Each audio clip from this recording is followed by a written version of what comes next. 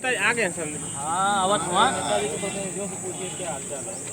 बताएं क्या लग रहा है चुनावी माहौल? नामांकन अब खत्म होने को है, 1-2 दिन बचे हैं।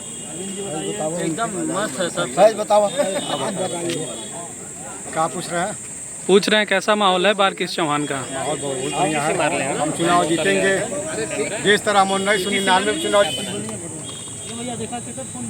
हाँ बताएं क्या लग रहा है, किससे मुकाबला रहेगा? राजीव राय से या फिर? हमारा मुकाबला किसी से नहीं है। हम बहुजन समाज पार्टी के प्रत्याशी हमारे बालकृष्ण चौहान जी लाखों वोट से चुनाव जीतेंगे।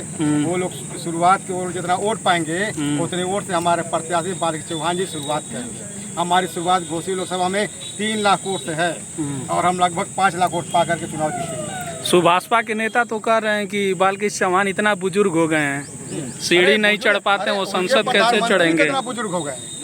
75 साल से तो नहीं उम्र अभी, वो तो खुद बुजुर्ग हो गए। और वो बेचारा खुद सुबह में क्या बोलेगा, शाम को क्या बोलेगा तू सुभाषपा वाला, उसकी क्या गारंटी है जी? हमारा प्रत्याशी एक पढ़ा लिखा प्रत्याशी है, शिक्षित है, बीएड है, LLB, उनका कोई मुकाबला कर पाएगा? जब वो सदन में बोलते थे तो उनकी बातों को सुनते थे।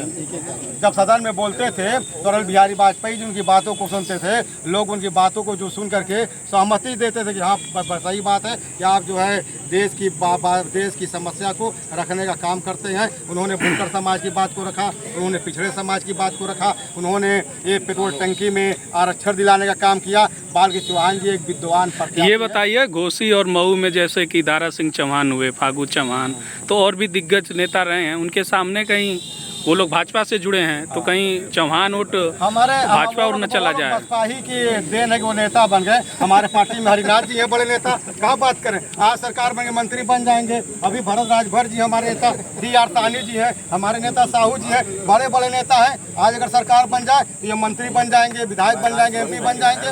क्या बात कर रहे हैं? अभी अगर सरकार बन जाएगी तो हमारा कोई मुकाबला नहीं कर पाएगा।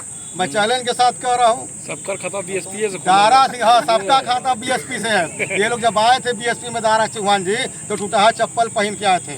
चप्पल पहनाने का कार्यकर्ताओं ने काम किया, राज्यसभा में भेजने का मन और काशीराम साहब ने काम किया। ये बताइए, जनता के बीच आप लोग कौन से मुद्दे, परेशानियां क्या लेकर जा रहे हैं, किस पे बात हो रही है लोगों से? जनता के बीच में क्या मुद्दे परेशानियां बहुत है, स्वास्थ्य, शिक्षा, बेरोजगारी है, नौकरी है, तमाम शिक्षा है। दाल 280 रुपया किलो है, आटा 45 रुपया किलो है, लहसुन 400 रुपया किलो बिका है। ये बताइए महंगाई नहीं है? महंगाई के मुद्दे पर हम जा रहे हैं।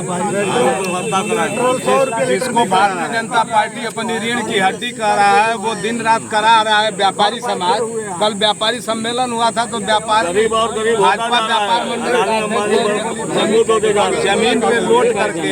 जमीन पर लोट करके अपने व्यापारियों के लिए मांग रहा था कि हमारे व्यापारियों को निरीह हो गए, उनको बचाने का काम करें। वही भाजपा सरकार जो अपने को कहती है कि भारतीय जनता पार्टी व्यापारियों की रीढ़ की हड्डी हुआ करती है। तमाम पीड़ित लोग हैं, तमाम समस्याएं हैं यहाँ। शिक्षा, स्वास्थ्य और चिकित्सा की समस्या है। 5 किलो राशन से थोड़े काम चलना है और भाषण से काम नहीं चलने वाला। अच्छा ये बताइए, बालकृष्ण चौहान जी साल 1999 में जीते थे, 2004 तक सांसद रहे, फिर लोग कहते हैं उसके बाद सक्रिय नहीं रहे, दिखाई नहीं दिए। सक्रिय रहे, उसके बाद उनके जैसी सक्रियता किसी की नहीं रही। और आप इतिहास उठा करके देख लीजिए, गूगल पर सर्च करके देखिए कि बालकृष्ण चौहान जी ने 5 साल में जितना सदन में सवाल उठाया है, आज तक कोई यहाँ का MP उतना बोल ही नहीं पाया। उसका कितने MP तो ऐसे हैं कि साल के साल बीत गए, उनको बोलने का अवसर नहीं मिला। प्लस पॉइंट हम लोगों का ये है, प्लस पॉइंट हम लोगों का ये है कि हमारा बालकृष्ण चौहान हमारे लोकसभा का प्रत्याशी है। यहाँ जो प्रत्याशी जो मुकाबले में है, एक बलिया का है, दूसरा बनारस का है। ऐसे प्रत्याशियों को हम लोग भगाने का काम करेंगे। चंदौली के सुनने में आया एक पवन चौहान को ही निर्दलीय लड़ रहे हैं। पवन चौहान को आप लोग जानते हैं क्या? पवन चौहान को जानते हैं क्या? जो पवन चौहान जो लड़ रहे हैं किसी के फाइनेंसर होंगे, नेता नहीं हैं। वो बताइए, भाषण तो बड़ा तगड़ा देते हैं जहाँ जाते हैं। वो गलत बोलते हैं ना। नेता भाषण में देता है, काम तो धरातल पर किया नहीं। इनका मैनिफेस्टो क्या है जो नेता लड़ रहे हैं? कांग्रेस का कुछ और है और बाकी भाजपा का कुछ और है। इनका जियो क्या है? जियो हर जगह में शासन का आदेश क्या है? इनका कर्जा माफ कर दूंगा, उनको नौकरी दे दूंगा। जुमलेबाजी है। कहीं कहते हैं कि मैं तो जुमलेबाजी करता हूँ, तो मैं तो जुमलेबाजी नेता को ये क्यों मंच पर से जुमलेबाजी क्यों कर, क्योंकि भाई पवन चौहान के लड़ने से इनको नुकसान हो सकता है ना। कोई नुकसान नहीं था। 0 पॉइंट पर पवन सिंह लड़ रहे हैं, पैसे के लिए लड़ रहे हैं, उनको पैसा नहीं मिलेगा। क्या कहेंगे, आखिरी सवाल है, क्या लग रहा है कितनी बड़ी जीत की उम्मीद है आप लोग को? कम से कम 2 लाख से ज्यादा की जीत की उम्मीद है हमारी। हम चुनाव जीतेंगे। हम चुनाव जीतेंगे।